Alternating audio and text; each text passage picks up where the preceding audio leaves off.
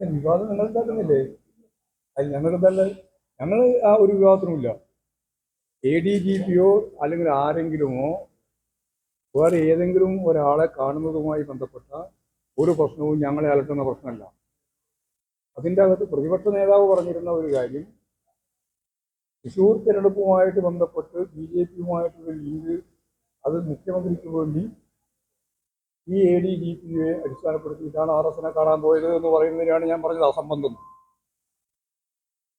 അതാ കാര്യം. അന്ന് പറഞ്ഞത് അത് തന്നെയാ കാര്യം. ആരെ കാണാൻ പോകുന്നു ഞങ്ങൾക്ക് പ്രശ്നമുള്ള കാര്യമില്ല. പക്ഷേ CPMനുമായി അതിനെ കൂട്ടിക്കാട്ടണ്ട. CPMന് എന്താ നിലപാട് എന്നുള്ളത് എല്ലാവർക്കും അറിയാം. BJPയോട് എന്ത് സമീപനമാണ് എന്ന് അറിയാത്ത ഒരൊറ്റ ആൾ ഈ കേരളത്തിലില്ല. ഞങ്ങളുടെ നൂറുകണക്കിന് സഖാക്കളെ കൊന്നൊടുക്കിയിട്ടുള്ള ഒരു പ്രസ്ഥാനമാണ് ഈ RSS.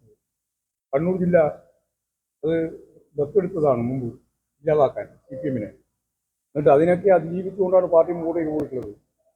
ഇപ്പോഴെന്നിട്ട് BJPയുമായിട്ട് ലിങ്ക് ഉണ്ടാക്കിയത് ആരാ? UDF ആണ്. UDFിൻ്റെ 86,000 വോട്ടാണ് തൃശ്ശൂരിൽ യഥാർത്ഥത്തിൽ BJPക്ക് അനുകൂലമായിട്ട് നൽകിയത്. 86,000 വോട്ട്. എന്നിട്ടാണ് 74,000 വോട്ടിന് ജയിക്കുന്നത്.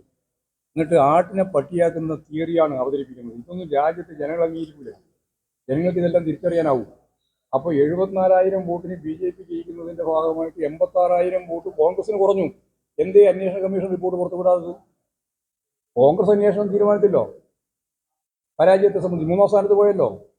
3ാം സ്ഥാനത്ത് പോയപ്പോൾ എന്തേ പിന്നെ അന്വേഷണത്തെ സംബന്ധിച്ചിടത്തോളം നിങ്ങൾ ഗൗരവപൂർവ്വം അതെന്താ നിങ്ങൾ ചോദിക്കാത്തത്?